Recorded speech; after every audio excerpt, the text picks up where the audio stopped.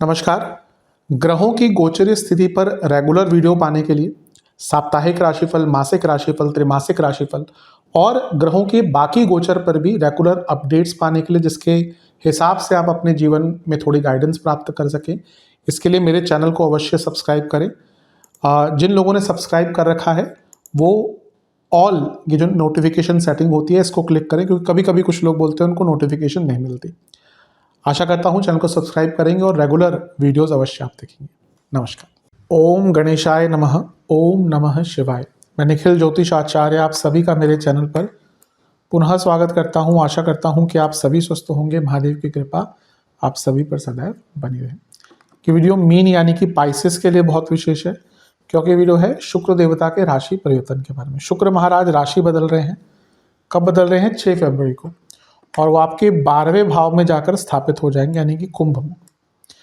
भोग, ऐश्वर्य, लग्जरीज, जीवन के भौतिक सुख, लव लाइफ, मैरिड लाइफ, आकर्षण, वासना, लालच भी कह सकते हैं, तंत्र शास्त्र, सर्वशास्त्र प्रवक्ताराम, ये बोला जाता है शुक्र के बारे में। तो मैंने कहा ना, कभी कभी बहुत दुख होता है कि लोग आज शुक्र को केवल सेक्स से या बाकी चीज़ों से रिलेट कर लेते हैं, बल्कि शुक्र अपने आप में बहुत विशेष है।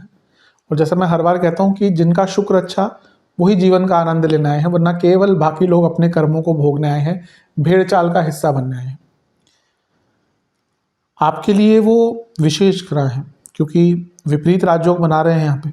आपके अष्टमेश हैं, तीसरे घर के स्वामी हैं, लेकिन आपके लग्न में वो उच्च के होते हैं। ये ज्योतिष का नियम है, अगर आपके लग्न में कोई ग्रह उच्च का होता है तो भले ही उनका भाव क्या हो, वो आपके लिए अच्छे रिजल्ट देते हैं। जैसे मकर लग्न के लिए मंगल, अब शनि और मंगल की मित्रता नहीं है, मकर शनि का लग्न है, लेकिन मंगल उच्च के होते हैं तो कई जगह पर उनको सुख देते हैं। तो शुक्र का गोचर बहुत इंपॉर्टेंट होगा। यहाँ पे वो राहु के साथ भी हैं, बुध के साथ भी हैं, वक्री बृहस्पति की दृष्टि भी है, राहु के तो एक्सेस भी है। तो इन सारी ही चीज़ों का प्रभाव होगा, और वीडियो को उपयोगी बनाने के लिए मैंने इसको कुछ पार्ट्स में बांट लिया है, पॉजिटिव्स, नेगेटिव्स और उपाय। लग्न राशि या चंद्र राशि मीन है, दोनों ही देख सकते हैं, अलग अलग राशि पर नहीं बन सकते। जहाँ से सूट रिलेट ज़्यादा करता है वहाँ से देखिए। व्यक्तिगत तौर पे मेरा मानना है लग्न से देखेंगे तो अच्छा है, इनकेस नहीं पता है तो चंद्र राशि से भी इसको देख सकते हैं। शुरू करते हैं पॉजिटिव्स के साथ। 12वें घर के शुक्र, मैं हमेशा इस चीज़ को बोलता हूँ कि ये one of the best position है शुक्र की। हर ग्रह का क्षय हो जाता है 12वें घर में, लेकिन शुक्र एक ऐसे ग्रह हैं जो स्ट्रेंथ गेन करते हैं 12वें घर में, क्योंकि वो उन्हीं के लिए बना है भाव। ये भाव भोग का है, ये भाव संभोग का है, ये भाव बेड प्लेजर्स का है, ये भाव मैटेरियलिस्टिक प्लेजर्स का है, और ये भाव कहीं ना कहीं आपके हिडन चीज़ों का भी है, और ये भाव समाधि का भी है, ये भाव मोक्ष का भी है।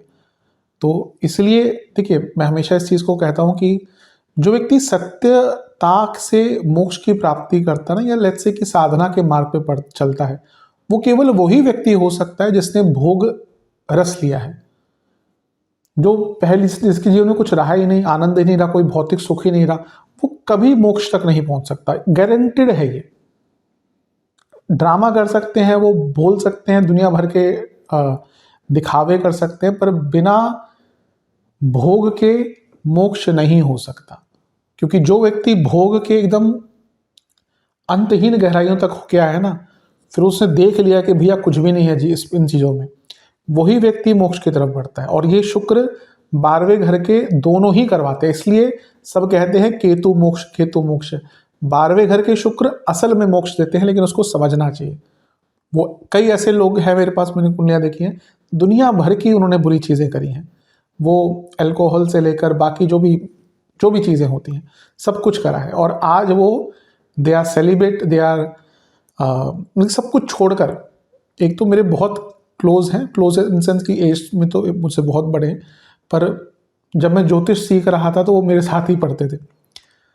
तो ऑब्वियसली जब भी बड़ों से बात करें तो उनके एक्सपीरियंस सुनने चाहिए। तो वो बताते थे कि निखिल, मैंने कुछ नहीं छोड़ा, सब कुछ कर डाला, कोर्ट केसेस से लेकर एडिक्शन से लेकर जो भी है, पर उनके भी 12वें घर में शुक्र है। तो आज वो सब कुछ छोड़ के बैठे हुए हैं, कुछ किसी से कोई लेना देना नहीं।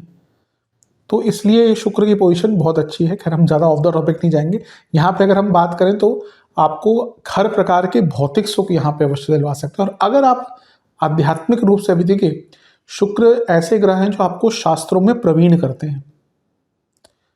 मैं तभी कहता हूँ ना, आज ज्योतिष की दुर्गति क्यों हो रही है, क्योंकि शुक्र को बोल दिया कि केवल वो सेक्स हैं। कुछ महिलाएं या कुछ जो भी ज्योतिषी बोलूं, क्या महिला पुरुष, क्या कुछ सभी दोनों ही बता रहे हैं कि वो शुक्र के अलग अलग से उपाय बता रहे हैं कि आप गुप्तांगों पर ये लगा लो, गुप्तांगों पर वो लगा लो तो शुक्र अच्छा हो जाएगा। मैं तो सच में कभी कभी बहुत निंदनीय और दयनीय स्थिति हो गई है ज्योतिष की। उनको पता नहीं कि शुक्राचार्य कौन थे, कितनी सामर्थ्य था उनमें। तो 12वें घर के शुक्र आपको हर प्रकार से भौतिक सुखों में पारंगत करेंगे। इवन अगर आप आध्यात्मिक रूप से भी आगे बढ़ना चाहते हैं, उसमें भी आपको यहाँ पे लाभ देंगे। शुक्र, ज़्यादा ऑफ द टॉपिक नहीं जाएंगे, शुक्र विपरीत राजयोग बना रहे हैं, तो ये भी आपके ना कई अटके हुए कामों को पूरा करेगा।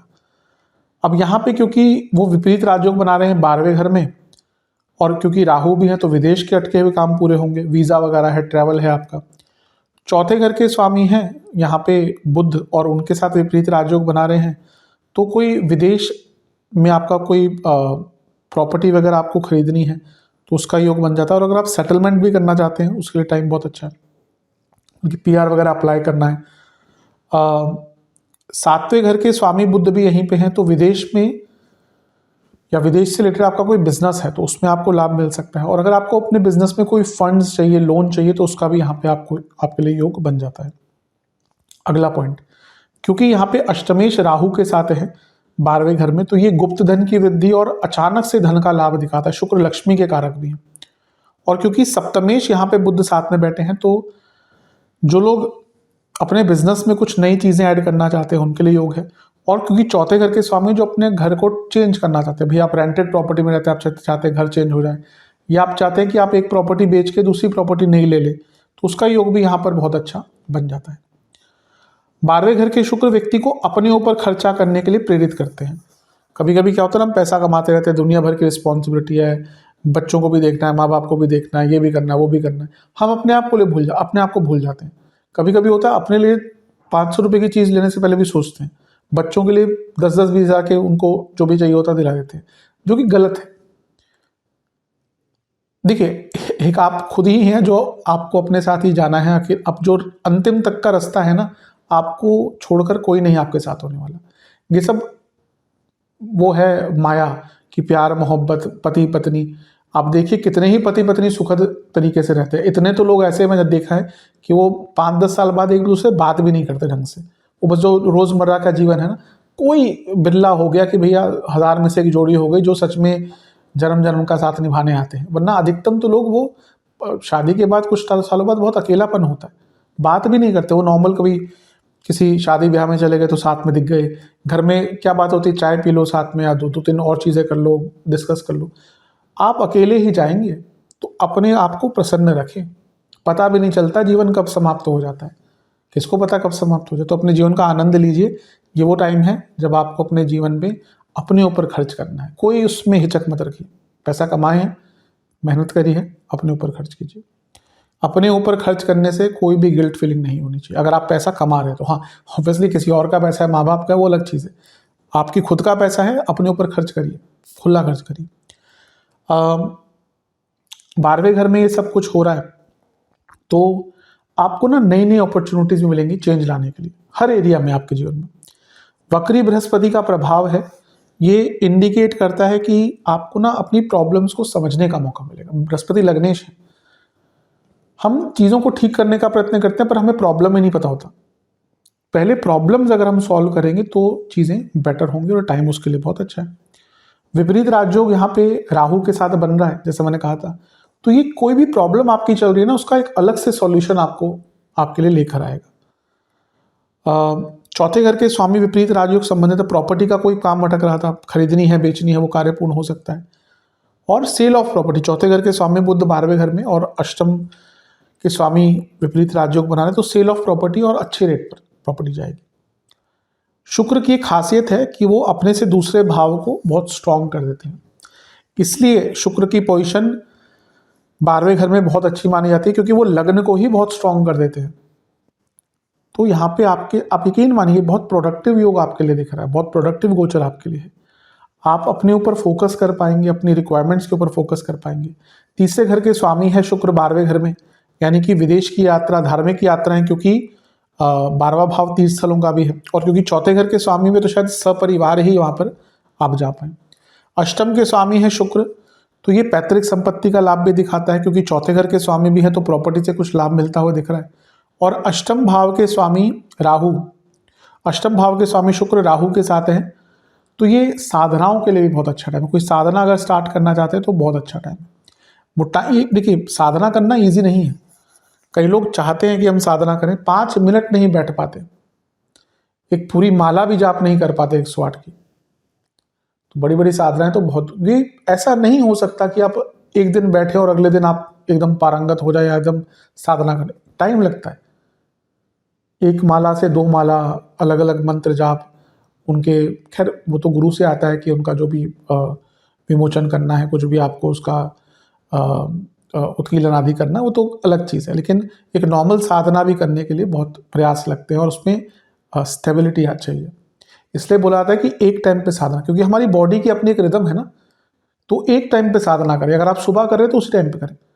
वो बॉडी की रिदम टूट जाती है तो साधना नहीं हो पाती। तो ये टाइम है, आप अपनी साधना, जो भी आप जिस भी प्रकार की साधना करते हैं, मंत्र साधना है, कोई और जाप है, कुछ और चीज़ है, आप हवन करते हैं, आप यज्ञ करते हैं, आप कोई स्तोत्र पढ़ते हैं, या कोई और प्रकार की आपकी साधना है, करिए, बहुत अच्छा टाइम है। और सबसे बड़ी बात है 12वें घर में शुक्र है और राहु हैं, बुध हैं, तो ये ट्रांसफॉर्मेशन का टाइम है। ये शुक्र अभी आपके लग्न में ही आने वाले हैं, इसलिए 12वें घर बदलाव देता है, क्योंकि जो भी ग्रह, खैर बड़ा ग्रह तो टाइम लगाएगा, लेकिन बाकी जो ग्रह हैं जब 12वें घर में आते तो फिर लग्न में उसके बाद आएंगे, तो अपने आप को ट्रांसफॉर्म करने का भी मौका यहाँ पे मिलता है। तो ये सारी अच्छी चीज़ें थी। अब थोड़ा नेगेटिव साइड पर भी नज़र डाल लेते हैं। अब बात करते हैं नेगेटिव पॉइंट्स की। नेगेटिव की बात करें तो 12वें घर में शुक्र राहु, खर्चे, भयंकर खर्चे होने वाले हैं। चौथे घर के स्वामी भी यहाँ पे हैं, तो बहुत इमोशनल रहेंगे। अष्टमेश साथ में तो इमोशनली बहुत वल्नरेबल रहेंगे। राहु भी है तो इमोशंस पर कंट्रोल नहीं रहेंगे। सप्तमेश बुध यहाँ पर हैं और शुक्र अष्टमेश है, कारक भी है मैरिड लाइफ के, राहु के साथ है। मैरिड लाइफ में बहुत लड़ाई झगड़े, इंटीमेसी की प्रॉब्लम, ट्रस्ट इश्यूज, आकर्षण की कमी, गुप्त शत्रु एक्टिवेट हो जाएंगे, क्योंकि यहाँ पे अष्टमेश भी है तो राहु के साथ भी है, तो आपके गुप्त शत्रु एक्टिवेट हो जाएंगे। जिनके ऊपर कोई कर्जा चढ़ा हुआ है वो परेशान रहेंगे, कॉल्स आना शुरू हो जाएंगे। चौथे घर के स्वामी, सप्तम के स्वामी 12वें घर में बुध, चौथे से चौथा, और राहु केतु एक्सेस, और शुक्र अष्टमेश, यानी कि फैमिली में थोड़े डिस्प्यूट्स हो सकते हैं। आप में से कई लोग जिनके बुध या बृहस्पति खराब हैं, वो बहुत सारे चेंजेस एक साथ लाना शुरू, यही प्रॉब्लम कई लोग करते हैं कि वो अपने आप को बदलना चाहते हैं ना, तो एकदम सब कुछ कर देंगे, आज ही सब कुछ कर देना है, फिर वो फॉलो नहीं होता। तो धीरे धीरे करके बदलाव लाइएगा। ट्रांसफॉर्मेशन का टाइम है, पर ऐसा नहीं कि एक दिन में ही ट्रांसफॉर्मेशन हो जाएगी। टाइम, समयबद्ध तरीके से होंगी चीज़ें। ओवर इंडल्जेंस, और राहु यहाँ पे तो किसी चीज़ में इतना इंडल्ज होना ना कि बाकी सारी चीज़ें छूट जाना। जो यंग बच्चे हैं उनको थोड़ा केयरफुल रहना है डेटिंग ऐप्स वगैरह से। और इवन क्योंकि आजकल कल्चर अलग है, हुकअप कल्चर जिसको आजकल बोलते हैं, तो थोड़ा केयरफुल रहिए। लोग फंसते बहुत हैं, बहुत प्रॉब्लम में आते हैं, स्पेशली जो यंगस्टर्स हैं, क्योंकि 12वें घर में शुक्र राहु पता नहीं चलता, उस टाइम ब्रश होता है, सब कुछ होता है, तो थोड़ा केयरफुल रहें। क्योंकि आजकल मैंने कहा वो ऑब्वियसली प्रॉब्लम्स क्यों आ रही है रिलेशनशिप में, मैरिड लाइफ में, क्योंकि हम सबकी मॉरलिटी खराब हो रही है। पहले जन्म जन्म का साथ है हमारा तुम्हारा, आजकल का कैसे गाने बनते तो हम पता ही है। तो जैसे गाने बदल रहे हैं वैसे लोगों का नेचर भी बदल रहा है। तो आजकल मोरालिटी, लोग बोलते हैं ये प्रॉब्लम वो प्रॉब्लम, नहीं, मोरालिटी कोई मानना नहीं चाहता उस चीज़ को, एक दूसरे का साथ निभाने के लिए रेडी नहीं है। सबकी बात नहीं कर रहा, पर अधिकतम, क्योंकि मोरालिटी नहीं, एक अच्छा कोई और देखा तो उनकी तरफ आकर्षण हो जाता है, तो लगता है कि वहाँ पे सब कुछ बहुत अच्छा होगा, वहाँ पे भी तो कुछ टाइम बाद प्रॉब्लम आ ही जाती है। तो जो यंगस्टर्स हैं थोड़ा सा केयरफुल रहें। ऑब्वियसली चीज़ें नहीं बदलेंगी, जो हो रहा है वैसा ही हो रहा है, वैसा ही चलेगा। सप्तम भाव के स्वामी यहाँ पर अपनी इमेज को लेकर केयरफुल रहिए। भाई बहनों के संबंध भी कर सकते हैं। तीसरे घर के स्वामी राहु केतु एक्सेस में है शुक्र, तो भाई बहनों से संबंध बनाकर रखें, बहस से बचें, अच्छा रहेगा। बुध भी यहीं पे है और तीसरे घर के स्वामी भी, तो कम्युनिकेशन प्रॉब्लम कई लोगों से आ सकती है। कम बोलें लेकिन स्पष्ट बोलें। हेल्थ के हिसाब से पैरों के रोग, इन्फेक्शन, कुछ कम्युनिकेबल डिजीजेस वो किसी प्रकार की हो सकती हैं। किडनी से संबंधित रोग, लंग्स की problem, breathing issues, ENT, sinuses, diabetes जिनको है बहुत दिक्कत होगी, और इंटेस्टाइन से जुड़ी प्रॉब्लम और इन्फ्लामेशन बहुत रहेगा। तो इन सब एरियाज पर ध्यान दीजिएगा। उपाय की बात कर लेते हैं। उपाय, दुर्गा जी के सामने एक घी का दिया अर्पण कीजिए। ओम शुभ लक्षणाय नमः मंत्र का 108 बार जाप कीजिए, और दुर्गा चालीसा और लक्ष्मी चालीसा का 2-2 बार पाठ कीजिए। दुर्गा जी की एक बार आरती भी कीजिए, और किसी भी मंदिर में दूध और चावल का दान कीजिए। आशा करता हूँ वीडियो काम आएगी। चैनल पर नए हैं सब्सक्राइब कीजिए, वीडियो को लाइक कीजिए। मिलता हूँ अगले वीडियो में, तब तक के लिए ओम नमः शिवाय।